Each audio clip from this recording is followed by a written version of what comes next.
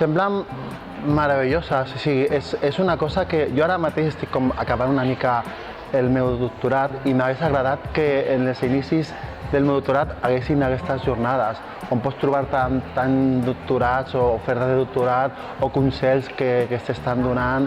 O sigui, i només mirar-te el programa i les exposicions que hi ha, jo crec que estan superbé.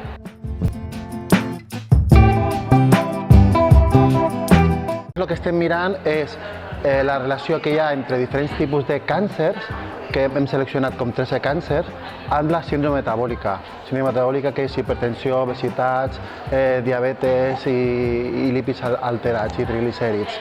I llavors el que mirem és les dades IDIAP, que és una de les coses bones que té aquí l'IDIAP, que pots agafar moltes dades, doncs hem fet un cas control, estem fent una cohort per veure aquesta relació. Per mi em dona felicitat perquè és un lloc on pots fer com molta investigació, també hi ha docència i hi ha com molta relació amb altres investigadors. Però jo a l'hora de treballar en l'IDIAP el que m'he trobat és que hi ha com molts equips i moltes vegades pots connectar-te amb altres equips.